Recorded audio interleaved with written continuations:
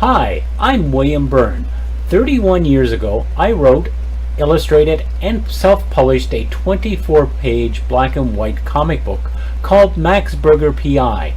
Max Burger P.I. is about a mutant hamburger private investigator, born from a microwave explosion 17 years ago, who solves crimes and battles his brother the Mad Burger, part cyborg, part hamburger, and who lives in the sewers and plots to take over the world and reshape it to his dark vision. Now I'm planning to re-release Max Burger P.I. number 1 in a longer 48-page story with all new art. I hope you will back my Indiegogo campaign. Thank you. Hey, welcome everyone. It's Tuesday, September 1st, 2020. Yeah, so I've decided that the campaign for Indiegogo is going to go live in October 1st. No, might be a surprise, but it's going to come. I'll be announcing it through the mail list. So sign up. Just look for Max Burger PI on Indiegogo and sign up for the mailing list, and then you'll be the first one to know when it launches. So I'm just looking at some news here, and it looks like Sony is adopting Aftershock Comics, the Kaiju score for the big screen. Let me share it here. Let's see. It is here. And so it looks like a feature film rights to experimental in-print Aftershock Comics' latest project has been required by a major studio before the book goes on sale. Fandom Wire reports from Sony Pictures is producing Aftershock, the Kaiju, I guess that's how you pronounce it, score by writer James Patrick, artist Rem Brew, and lettered David Sharp for the big screen. So there's some artwork from the book, and described as part monster, part heist, and part action adventure art. The Kaiju score will be a mishmash of genders comparable to sorry, my tongue's not working today. Tenero Film, says creator James Patrick. I think the fastest way to describe in general is what I put in the pitch, said the statement. He went on, the Kuja score is a Quentin Tarantino, I know how to say his word, his name, film, but taking place in some corner of a Godzilla movie. You have this giant canvas of a Gazoo attacking according, and as it happens, there is more personal story going on, Patrick continues. After that setup, he explores how these four characters, who are in just the worst situation in their lives, believe the only way out is do the impossible thing, he added. This crazy crime is about that desperation. Patrick words includes monsters of Jimmy Crumb and the death comes to Dillinger. Impressed by his art in Terminal Protocol, Patrick hired Rembro for Kaiju score. Brew made his name illustrating the comics Terminal Protocol and the End of Times of Bram and Ben. He's been an artist at Image since 1992. The film is produced by Todd Black, The Equalizer, South Paul, Jason Blumthal, and Steve Tish of Escape Artists Company. VIP Tony Shaw pitched the project to Sony. Jobo Sheen will oversee the development for them. Aftershock founders Lee and John Kramer are said to be pitching in two from the comic book and started in 2015. Their label is known for the titles Omnicity and Black Eyed Kids, among others. And there's some artwork from it. So I guess it's Kaijo score. And Sony's track record with Kaiju from Skeletor, which does not inspire confidence. Their TriStar arm was behind the divisive 1998 American Godzilla. As poor as that film's reputation is, Sony maintains the distribution rights of some of Toho's Heisei's and Millennium-era Godzilla movies. Be it that it is May, they recently appeared to lose the rights to Godzilla vs. Biollante and Godzilla vs. King Ghidorah. I tell you, I'm gonna have to send in my for a new tongue. So it looks like an interesting book. It's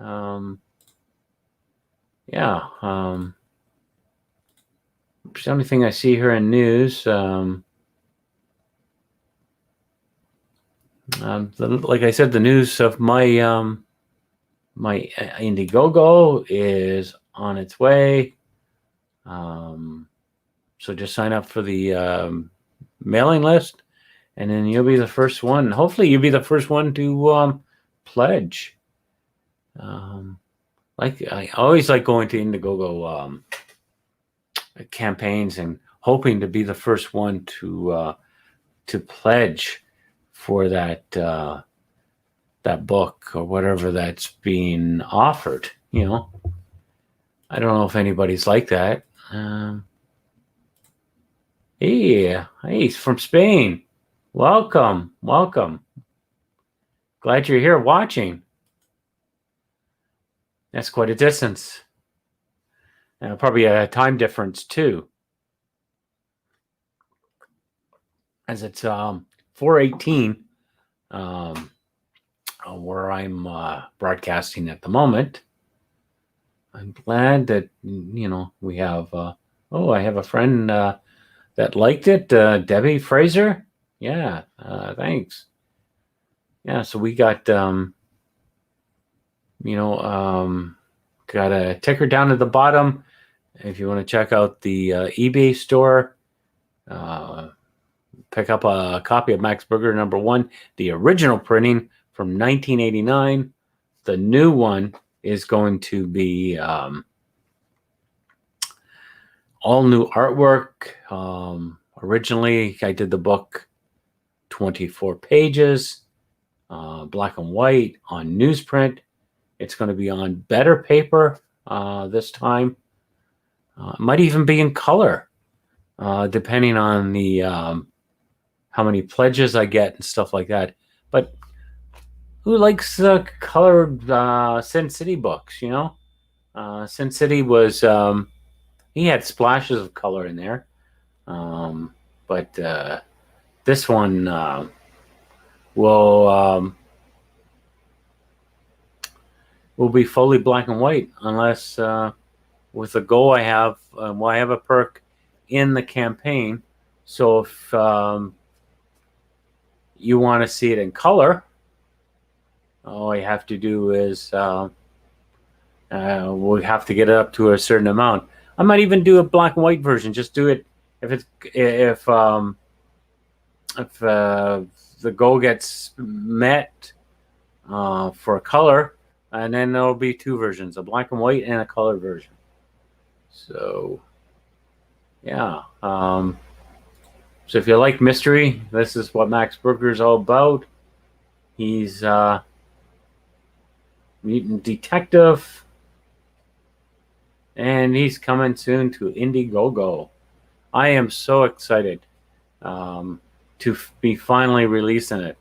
Been working on it for years on the new stuff, and so everything's done, everything's lettered. I did everything. Everything's hand drawn, but I did all the lettering digitally. So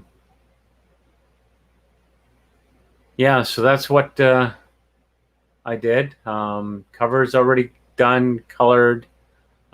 Just got to slap on the logo or the cover title, and we'll get it out for next year.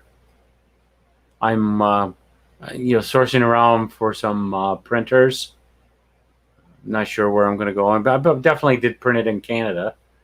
The original printer I went to in '89 is now it's been out of business for a long time. But a lot of comic books back in that era, when I printed my book, went to them. Caliber went to them. Dave Sim went to them for Service the Aardvark. So many people went there. So yeah, I just came in just to announce that because it is September 1st, I'm announcing in how many weeks? It's 1, 2, 3, about 5 weeks. We're gonna get that and release the. I know you're gonna go and say, "Well, why am I going to sign up for the mailing list?" But if you sign up for the mailing list early, and then you get the notification that the book is coming, you get a Chromium card. And you'll get some extra perks that I'll be throwing in once the book launches.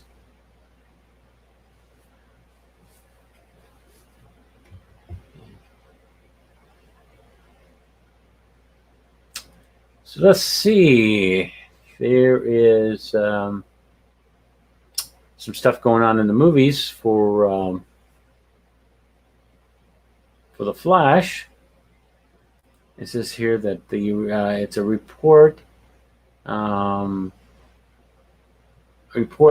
Reverse Flash is not the primary villain in the Flash.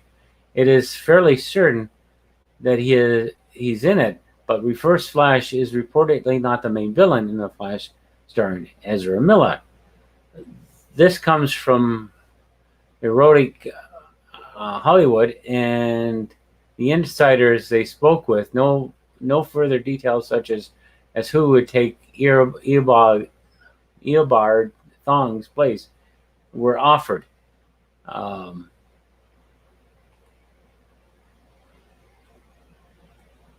The film will adopt Flashpoint and was already well on its way to inconsistency with the source material. Two of which are the absence, including Thomas Wayne, Batman, and the Atlantis Amazon War. None of us knew for sure how different the Flash would be, though we had our suspicions, and it's like we weren't warned. Director Andy Massachuny made it clear months ago he's doing a different version of Flashpoint. Readers are used to. In the comics, as well as the animated feature adaptation, Thawne was a principal agonist taunting Barry and kept him from setting things right by siphoning energy from the Speed Force. This puts a kink in rumor plans to cast somebody major, Michael Fassbender, Matthew McConaughey, or Charlie Hunnam as Reverse Flash. Putting a big name in a minor role defeats the purpose of seeking a profitable box office. In Thomas Wayne's place are Michael Keaton and Ben Affleck as the respective incarnations of Batman, with Affleck serving as Barry's mentor.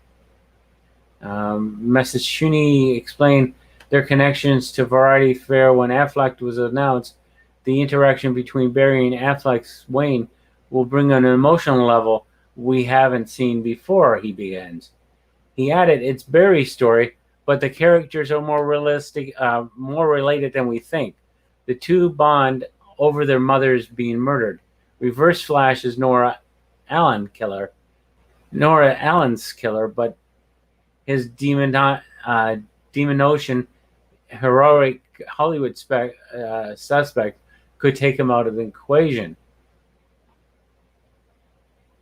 The focus then would go to Barry's emotional story, recording a new cause of death for his mom, one that convinced him and Keaton's Batman to work together.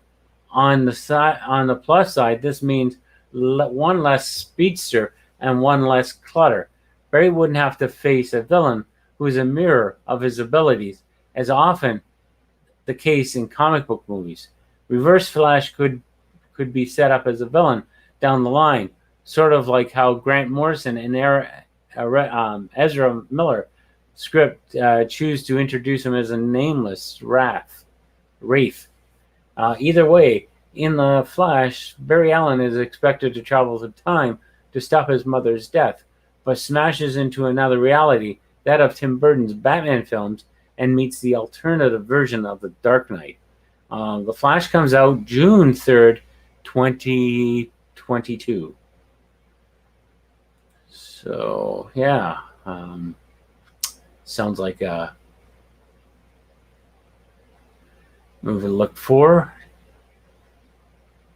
Yeah. I don't know if I'm on for Ezra Miller as a Flash. I've mentioned this several times. I don't like the costume for one. It looks like it's all strung together. All you can see is string throughout the whole suit. It looks very uncomfortable for running in,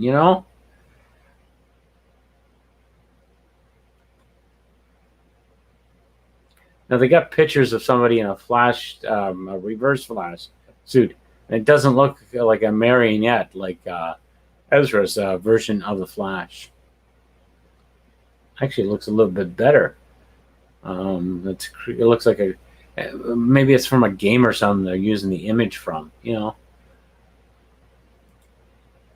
But what do you think? Gonna go and see it? I know movie theaters are opened here. I haven't gone to a movie. I'm just not comfortable going to a movie theater and wear a muzzle watching a movie. But there's a couple movies I believe that are out that I want. I think it's called Tenet or something like that, and it's Christopher Nolan's movie. It sounds like it's interesting to go and see.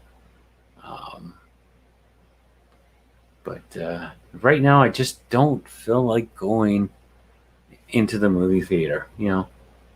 Have you gone out and seen any movies? If you have, what have you gone out and seen? Let me know. It looks like Chris Pine is hoping to reprise Kirk and work on Star Trek 4. I think they were supposed to do something with that one to fix the timeline or something.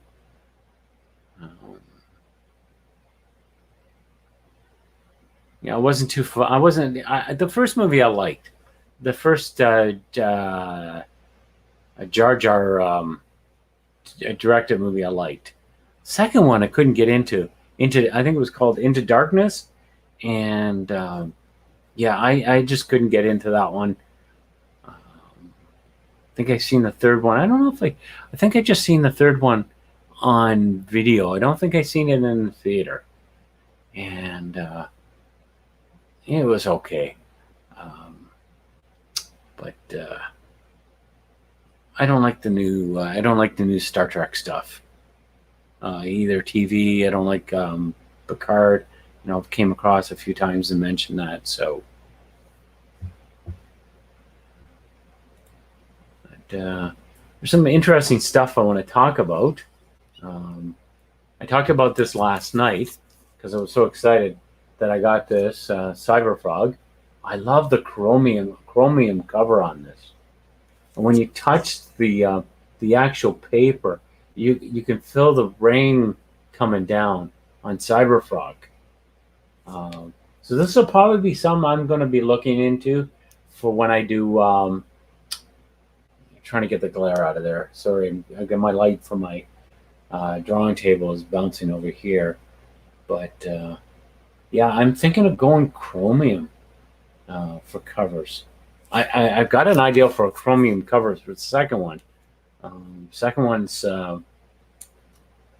still being worked on. I'm getting some cleanup and stuff like that.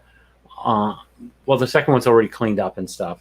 That one's going to be color. It's going to be like a Wizard of Oz kind of thing. So how do you think of chromium on the cover of a book? Just like a Cyberfrog here. Keep dropping things here on the floor. But yeah, this is a chromium cover from Ethan Van Sciver's Cyberfrog, Unforgettable Tales. But this is amazing. I'm like, the pages inside are really thick. Do you like comic books that are that have thicker pages inside? Because I'm gonna, when I print the first book, there's gonna be some really nice color. Black and white. If it's gonna go black and white, it's going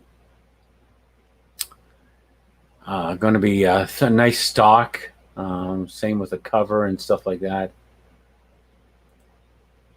Now, if you're watching this on Facebook and you're having some problems watching this, or it's cutting out on you, go to YouTube. I have a YouTube channel. It's Takeout Comics. And you can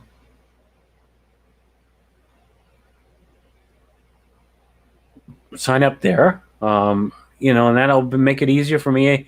And then I'll have more subscribers and stuff like that. So it's Takeout Comics. So Takeout is one word, comics is separate. And just come over and join, and yeah, and that way you can catch me on YouTube in case if I decide not to do it on Facebook, you know, because I'm probably going to stop doing that soon, and just to go YouTube only. Yeah, so yeah, get over there and check out the YouTube channel. In case I decide, oops, that's not good. I hear myself talking here.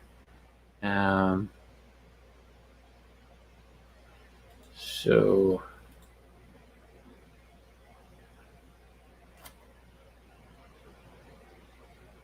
yeah, just checking out some stuff here. I got some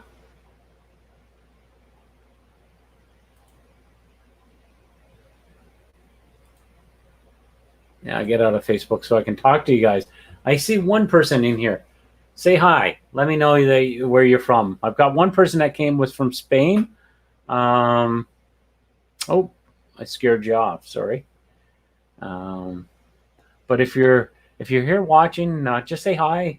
If you're a friend,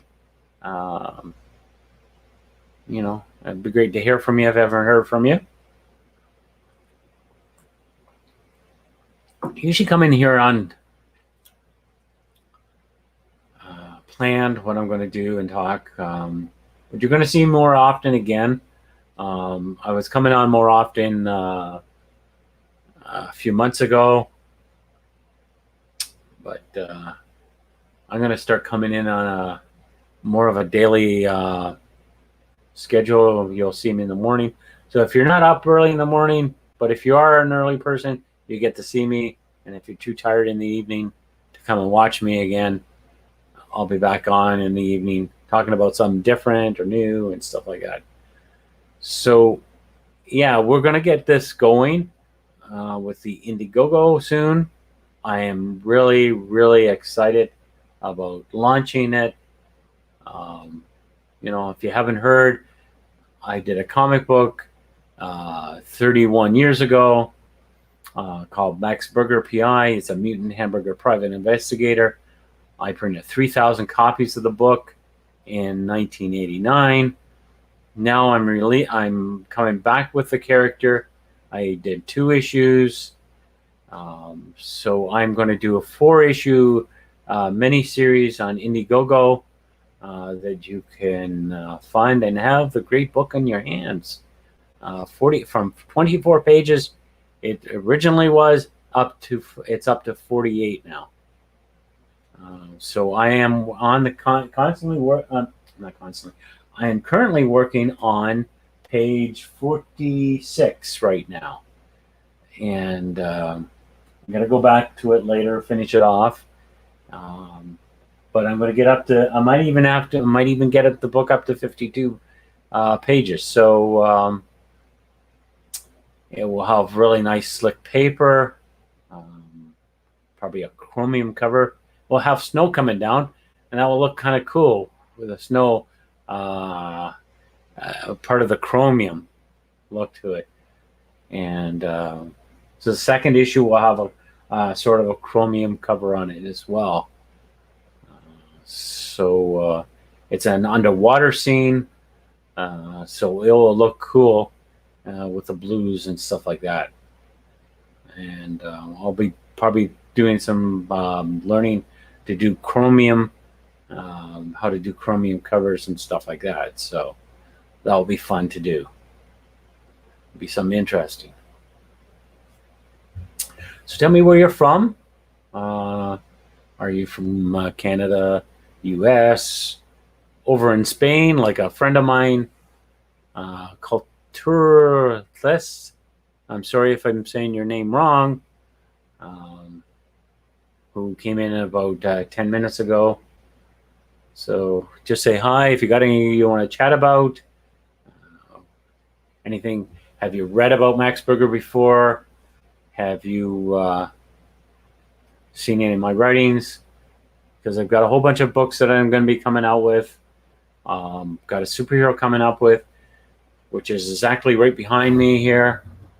That poster that you see over here, it is coming out.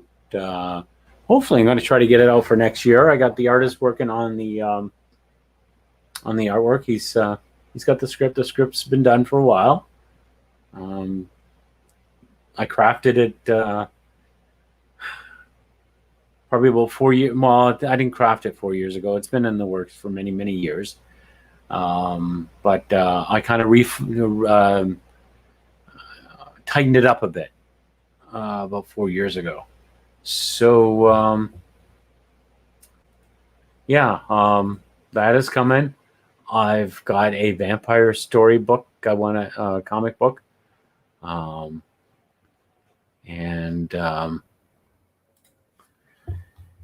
got another superhero, science fiction kind of superhero.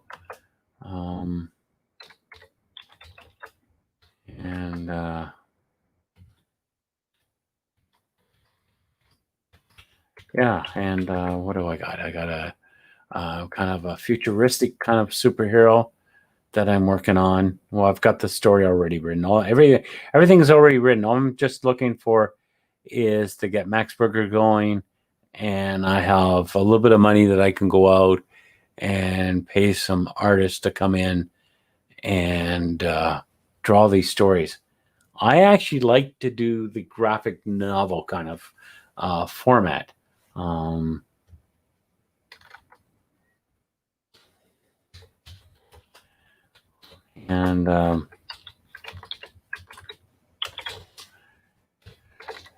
I don't want to do a monthly book. I just, I always find that, they pile up too much. I love comic books. I love, but, I've got rows and rows of comic books and never get to read them because they're in boxes and bags.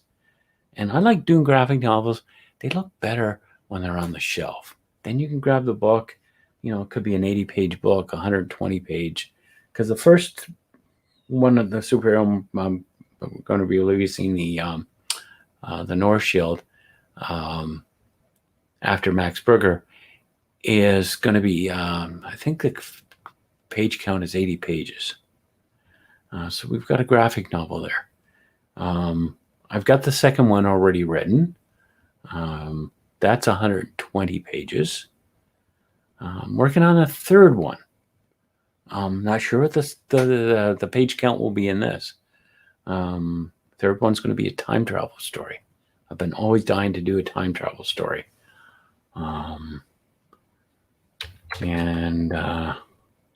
So he's going to be bouncing around through time, and he's got a friend that's coming along to come and save him by the name of Aurora Man, which is Jeff Burton, who wrote and created the character. He's out in Saskatchewan. Very nice guy. I really like Jeff. And he's allowed me to use his character in issue 2 and issue 3. So he's going to be helping the North Shield with his time traveling problem and stuff.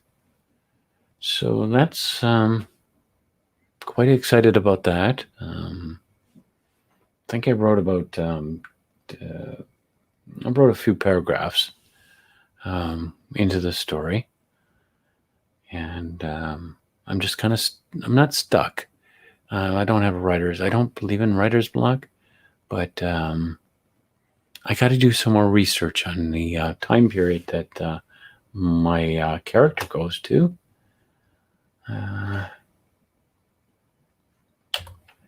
And so I can get the feel of, I found when you're writing a story, especially if you're doing time travel, you want to be able to know what the people are like in that time period. You just don't want to make up some, that's not really accurate. Well, it's a fictional story, so you can make it any way you want, but you want to throw some elements in of that time period that's going on. And your language and stuff like that could have changed back then. They might have not spoken English where he's going to end up at,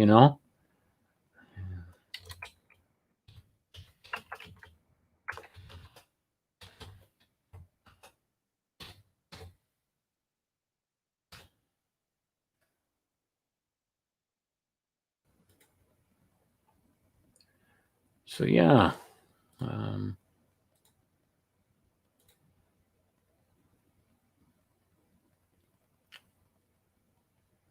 So yeah, that's going to be fun. I can't wait to get to that. But Max Berger has to be successful to be able to do these other projects I want to do. I've had a lot of obstacles. I mentioned this many times before. I've had several oppositions and obstacles on the character. Somebody, I had a guy that was working on it from Montreal. He wanted control of the writing and stuff like that. And I seen his earlier stuff, and it was very dark. And that's not the direction I wanted to go with the character. Him personally, I didn't want to make him I feel sorry. He's always happy. He's had obstacles in his life before, and he's overcome them. So he's a stronger character anyway from his past. And there could be situations around him that are a bit dark and stuff like that. But he's going to be a shining hope to save people and stuff like that.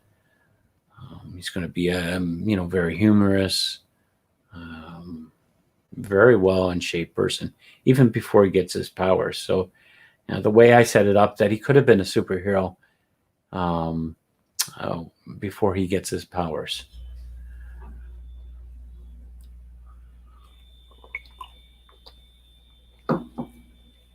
So,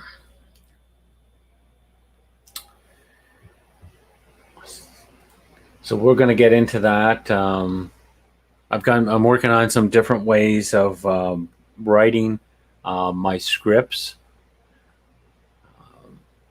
in in ways of plotting out, because this is going to be a complicated for me. It's going to be a complicated storyline, and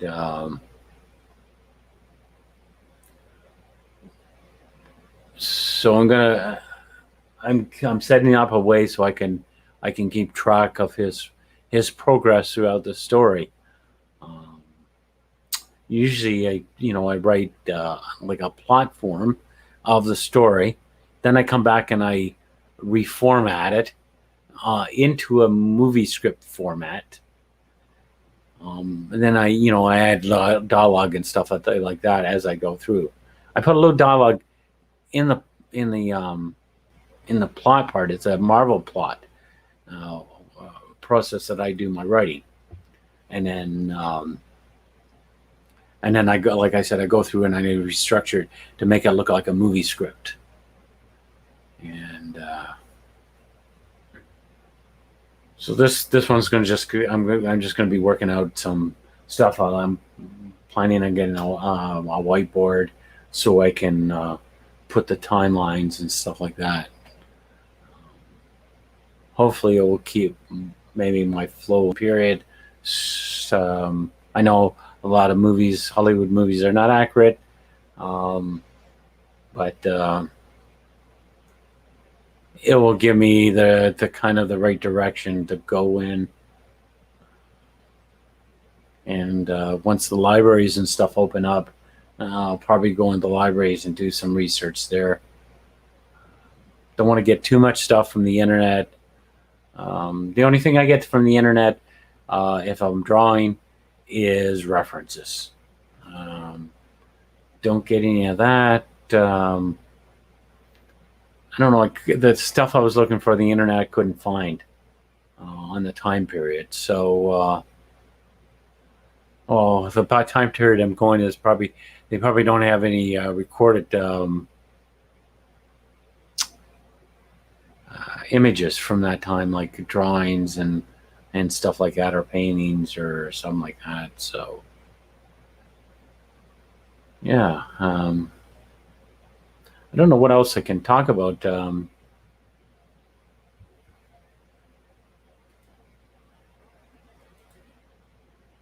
just like I said, I'm just excited to get the book going. Planning for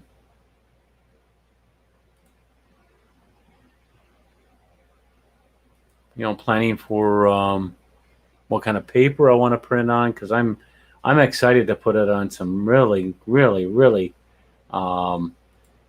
really, really, really, really nice paper.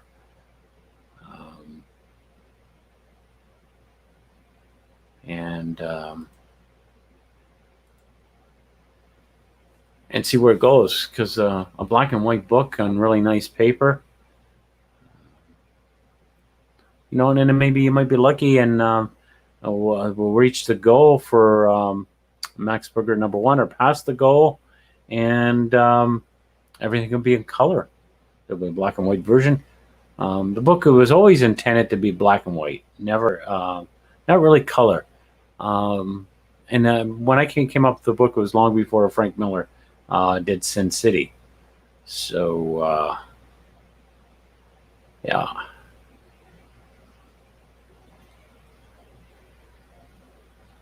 Still looking. I had about last time I looked, I had about there's quite a few people watching.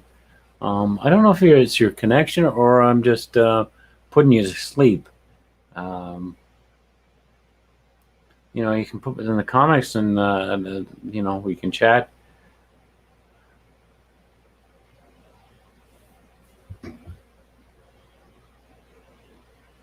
Gonna go as long as I can here. I see Daisy Ridley reveals that work offers were sourced after Star Wars sequel trilogy concluded. Well, if they did better with stories for Star Wars, the sequels, she probably would have gotten jobs. She seemed to be a fairly talented actress, but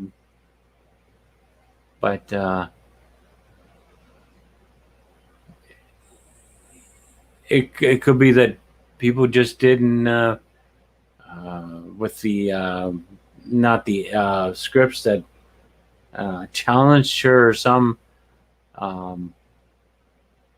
they were just turned off by it. I don't know. There was another one here. It says Doctor Strange director Scott Derrickson asked audiences to pass on watching Tenet in theaters. I don't know why. I think he was saying talking about passing on germs or something like that. But I know Jeremy from Geeks and Gamers said he's going to see this movie several times. Scott Derrickson, the director who brought Doctor Strange to the big screen, recently asked audiences to pass on physically attending a theater to see Christopher Nolan's latest film, Tenet. On August 21st, Derrickson took a personal Twitter page to bluntly tell fans, don't go see Tenet or any other movie in a theater. Derrickson's request came as theaters began to reopen for business amidst the ongoing beer pandemic. Despite the transmission of potential presented by groups of people congregating in a closed space, he would follow up his initial tweet with a link to a AV Club article that discussed the potential health risks present by an increased theater attendance. He also quoted Dr. Ann W.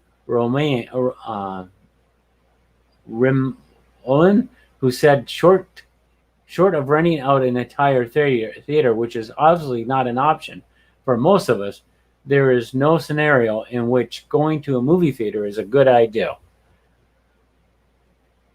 Nolan's reputation and general popularity has numerous theaters to promote Tenet as a reason to return to theaters in hopes of enticing more viewers to return to their establishments. In support of his call to non-action, Derrickson tweeted a tweet by film journalist Walter Chon, who told theater attendees that their actions were selfishly prolonged this crisis while endangering yourself, your family, and every stranger who may occupy a space you've vacated anywhere you go once you've been infected.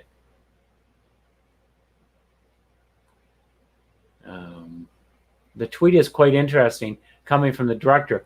It seems that the current pandemic has people questioning a return to the cinema. What do you make of Derrickson's tweet? Do you agree that theaters' attendance present a danger during the pandemic? Let me know. Yeah, I probably, I don't know. I'd love to go and see a movie. We have a thing here in Canada through the Scotiabank, because Scotiabank owns a bunch of theaters. So they have a thing called, it's a points card called Scene Card. So I have enough to go and see 2 free movies from the points I've saved up. But unfortunately, I can't use it because somebody hacked into the system and they had to cancel all the cards. I do not have a new card from Scene that has my points transferred over. I think I have to print up a sheet or something that they a barcode they send me through an email, so I can claim these points. I don't have my phone is too old to to put any new apps on it. They don't make any updates for the apps and stuff like that. No, I'm not going to update my phone. In fact, I might even go backwards and go further back. I do have a flip phone from Motorola that probably still works. I have the charger around here somewhere, the cord, and I can probably find some that will work if I can't find the cord. So texting is a little difficult on this phone, but yeah, I might even go as far as that. I like the old phones anyway. So who's going to go and see that movie, Tenet?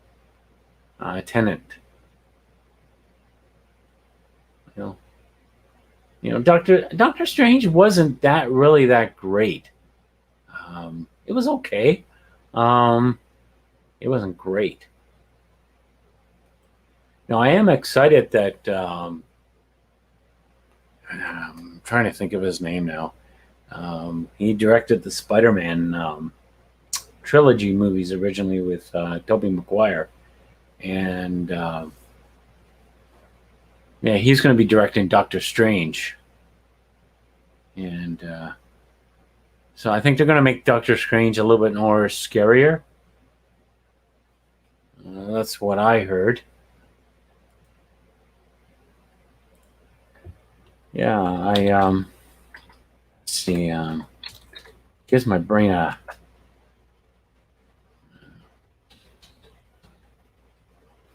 Into the Multiverse. That's going to be the next Doctor Strange movie. The multiverse of madness. I don't know if things are going to change because Sam Raimi is the guy who is going to be directing that. That's the name of the director for that movie. And yeah, he's very good at scaring people. That one scene with Spider-Man 2, that was where Doc Ock was in the operating room, and they were going to cut off his arms. And that was a scary scene. I like the Spider-Man 1 and 2 was my favorite. My 2 was a little bit more better established than 1. The story was well done. There was quite a few lines from that movie that I recall. There was a scene between Peter and Aunt May that I really liked. He was ready to give up being Spider-Man, and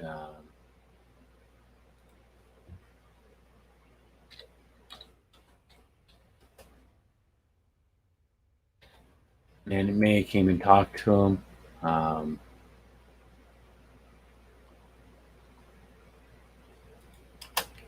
See if I can find. I haven't got them memorized.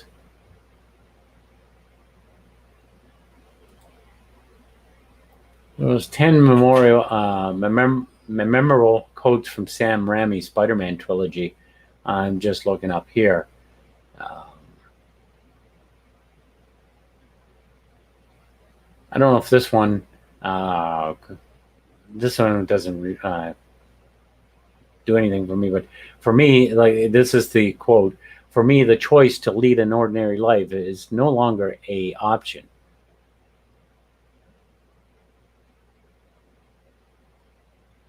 Let's just see if I can find what I'm looking for. There was a cool cameo with Stan Lee, and Stan Lee says, I guess one person can really make a difference. I think that was from Spider-Man 3.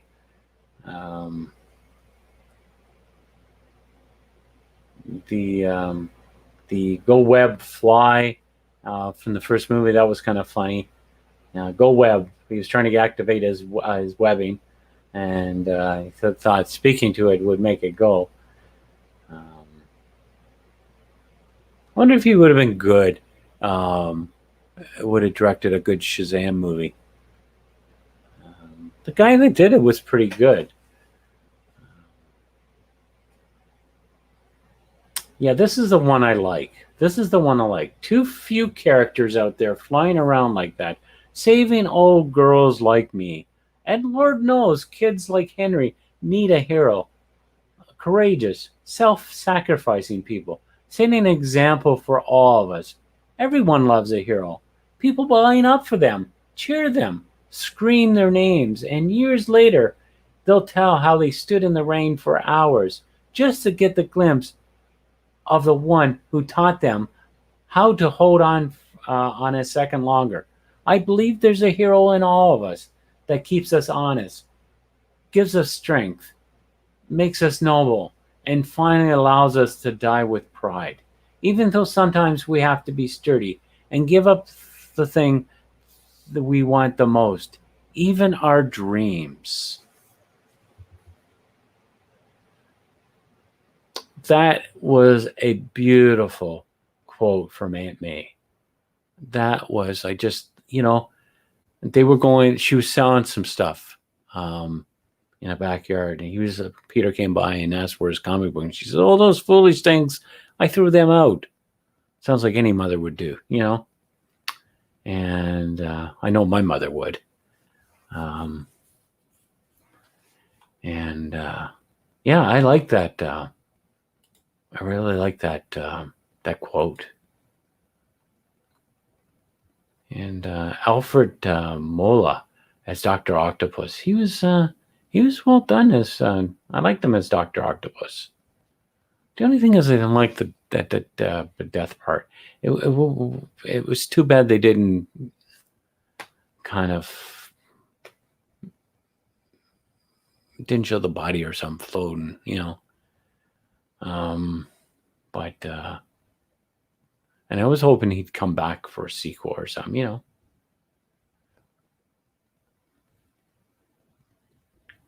But it was nice that he kind of redeemed himself at the end of the story. What was your favorite Spider-Man movie? Saying from the Tobey Maguire era, they're saying here the number one quote was, "With great power comes great responsibility." Yeah.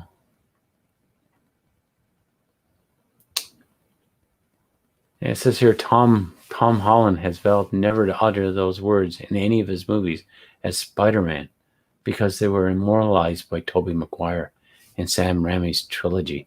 This is the phrase that Spider-Man lives by as he hopes to bring peace and order back into the world to make up for letting his uncle get murdered. Peter brings up Uncle Ben's wise words in the final moments of the first movie. "Whatever life holds for me, I will never forget these words. With great power comes great responsibility. This is my gift, my curse. Who am I? I am Spider-Man." That was a good scene at the end of the movie. I believe that was at the cemetery.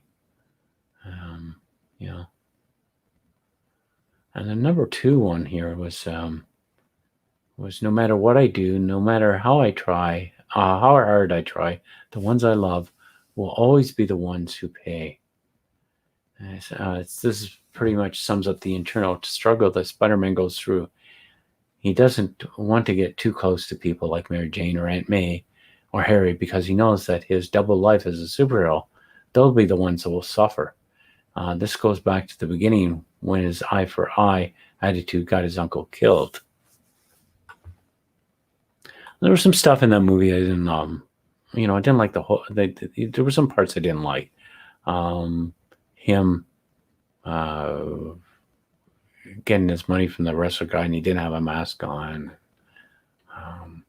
And I always found a lot of these superhero guys always had their masks off. There was a line from 3. I don't think I own 3 on DVD. I probably should get it. I did like the Sandman's parts in the movie. I thought he was a good villain, but I didn't like Venom in it. I thought it was too soon to bring Venom in, and it seemed to be that I think Sam was trying to tie up from 1 and 2 in this one, and he got introduced with Venom, and then he originally wanted to do Sandman because he knew Sandman because he grew up reading Spider-Man and that, but he didn't really. I don't think he really followed it afterwards when they created Venom, and so that might have been weakened the script quite a bit. But I did enjoy the Sandman pieces that were in there.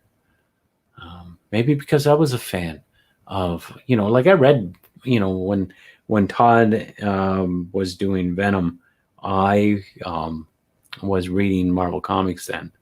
And, but I just didn't feel it was right for this movie. Because Sandman was such a iconic character that hasn't been done in film. I know Venom hasn't been done in film either, but it could have been a much better movie. I wish they kind of would have ended it on a good note, just as good as the other 2. So, and they even got the shirt right and stuff like that. I think the effects were okay. I don't remember it too well, but I do remember it looked like the special effects for for the sand and stuff, him transforming into sand, was really good. So what was your favorite Spider-Man movie? You got any that you liked?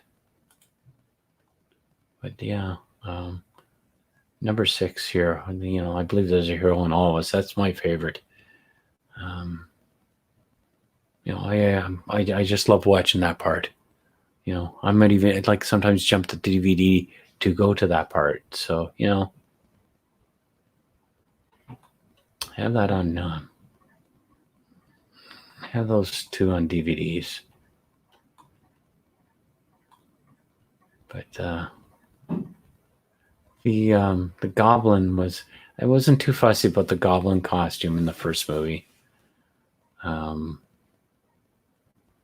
They could have had a little bit more flexibility or something. I think they were working on some, and then they went with a hard helmet kind of thing.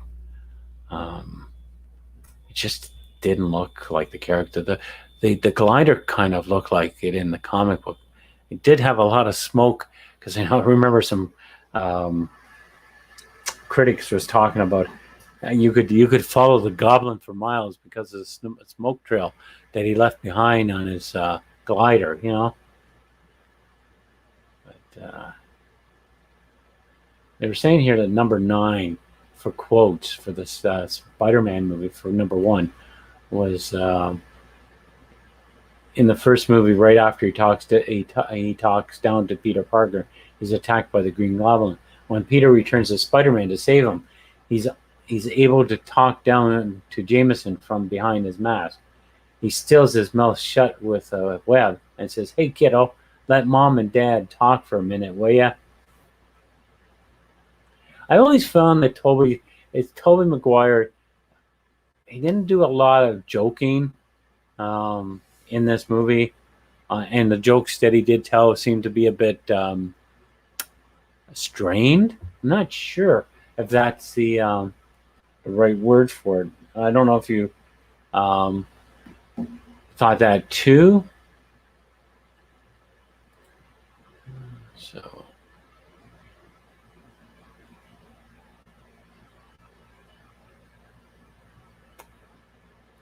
Yeah.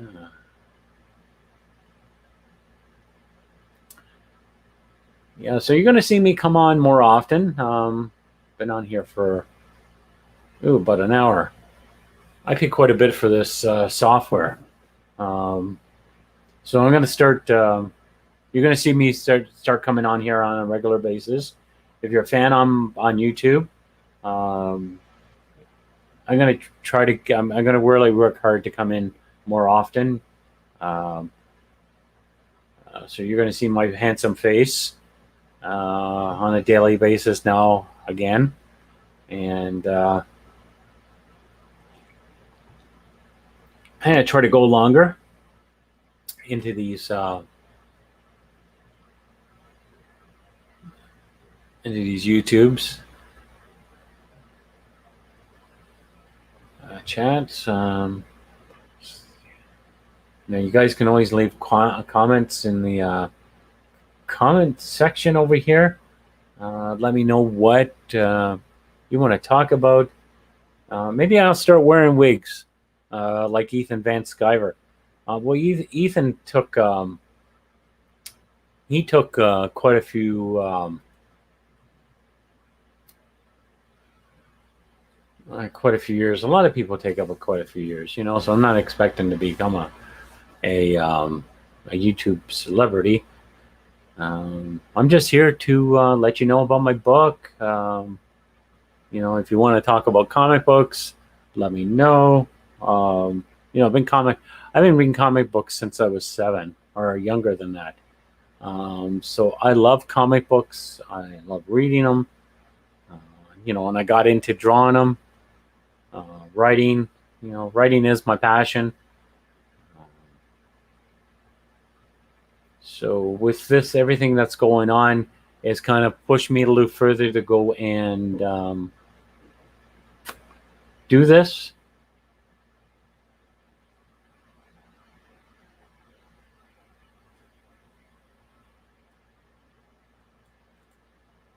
I've been studied comic books for a long time. Took typical art lessons and stuff like that. So, yeah, anything you want to talk to me about, can, just put it in the comments,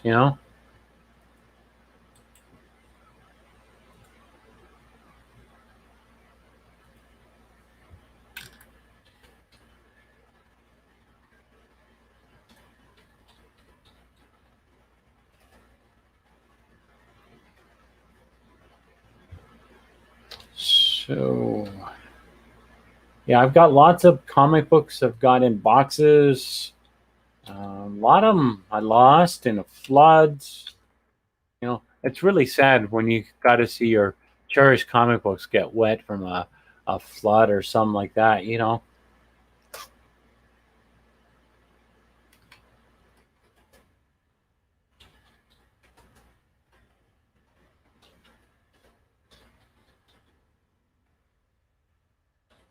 I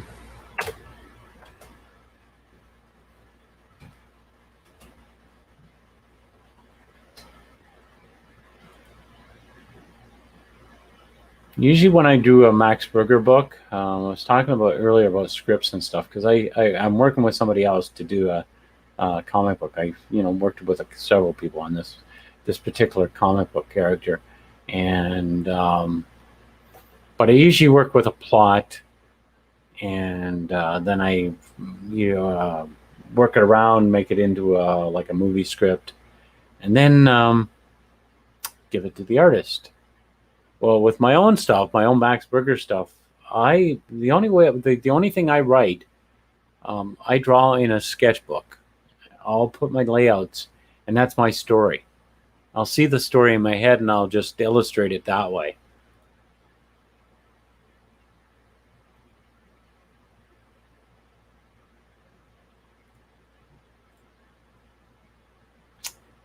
I'm probably going to end the stream soon. I get up pretty early in the morning, so maybe you'll see me up tomorrow morning early. I'm going to try to get in early. to do an early stream, and then I'll probably do an evening stream. See if we can generate stuff, usually interact a lot better if I have a few quotes in here and stuff like that. But I'll be back on tomorrow, maybe the last day for Facebook and sharing it on Facebook. So, if you're part of, if you've seen this later on my wall on Facebook, please go over to my YouTube channel, which is Takeout Comics, and subscribe and hit the like button, because that helps my other people seeing it and stuff like that. So I do like going on these things. Sometimes I look like I'm a bit, I don't know, but I do like doing this. This is kind of fun, chatting like this and stuff like that. If you do enjoy this, leave a comment. Let me know what you'd like to, talk about and stuff like that. The one thing I like is interacting with people. So if I'm happy to interact and talk to you and stuff like that, and we can discuss about comic books. A lot of things I don't like lately in the comic book industry is a lot of politics that putting in. I like to see a lot of fantasy stories and stuff like that. Some that takes you from the world. We see enough stuff in the news. We hear enough stuff from other people and papers. We don't need that in our entertainment.